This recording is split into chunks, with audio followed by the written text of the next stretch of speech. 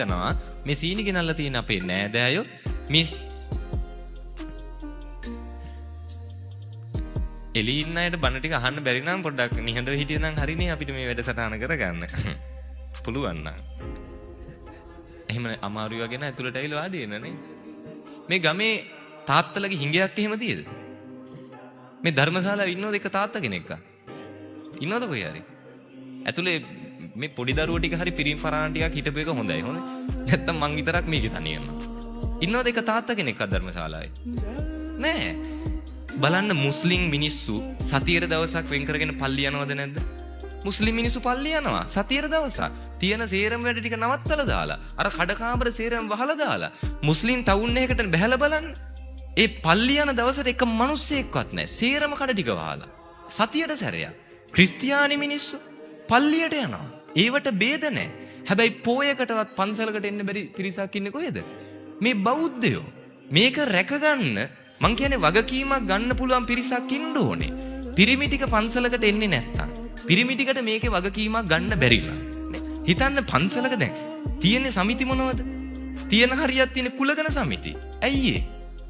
ඇයි කුලගණ සමිති හදලා තියෙන්නේ? තාත්තලෙන් නෑනේ. මං කියන්නේ මේක රැකගන්න. අපි මේ සිවුරු දාගෙන ඉන්නේ, අපි මේ බණ කියන්නේ, අපි මේ කැපකිරීම කරන්නේ සිවුරු ඇරලා ගෙදෙට්ට ගිහිල්ලා ලස්සනට තරුණ ජීවිතයක් ගත කරන්න බැරුව නෙවෙයි. හිතනවා ඇති මාර ලස්සනයිනේ, හරිම සැපෙන් අපි ඉන්නවා කියලා. කණ්ඩ බොන්න ටික හම්බෙනවා. මං කියන්නේ ඇවිල්ලා මහණෙලා බලන්න.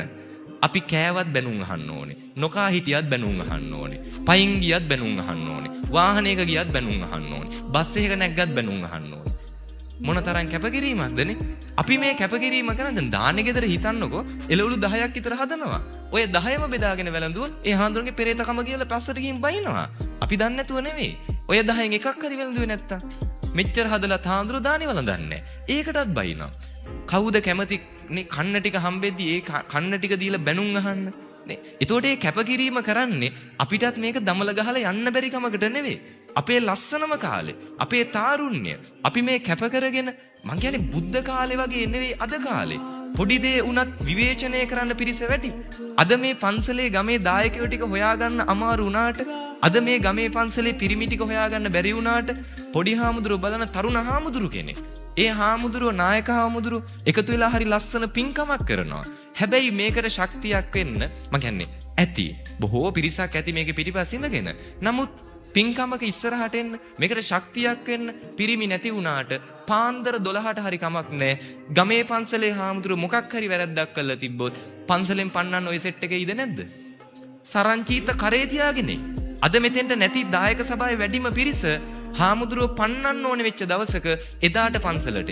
මතක තියාගන්න ලංකාවේ ඉන්නේ කිසිම කමකට නැති ආත්මාර්ථකාමී කිසිම හැඟීමක් නැති බෞද්ධයෝ. පන්නන්න ඉන්න ඕනේ තරම්. මේවා අවුල් කරන්න ඉන්න ඕනේ තරම්. මේවට චෝදනා කරන්න දොස් කියන්න ඉන්න ඕනේ තරම්. කොහෙද ඉන්නේ මේක රැකගන්න? අපි කැප වෙන්න ඕනේ මේ සම්බුද්ධ ශාසනය රැකගන්න. අතීතේ ඉඳන් සිංහලයට පැවැත්මක් තිබුණේ මේ ගෞතම බුදු ශාසනයත් එක්ක.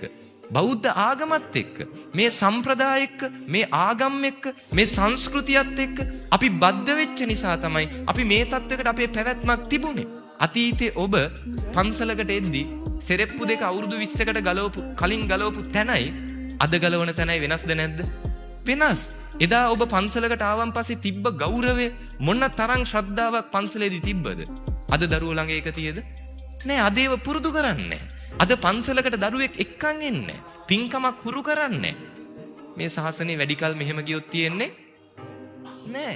හෙට අනිද්දම ඔබේ දරුව ඔබව ගිහිල්ලා වැඩිහිටි නිවාසයක දායි. හෙට අනිද්දම ඔබේ දරුව ගිහිල්ලා ගෙදරින් එළියට දොට්ට දායි. හෙට දවසේදී පන්සලකට දානයක් දෙන්න කෙනෙක් නැති වේවි. මේ ශාසනය වැඩි කල තියෙන එක නෑ. මේක රැක ගන්න ඕනේ අපි. මේක පරිස්සම් කර ගන්න ඕනේ අපි.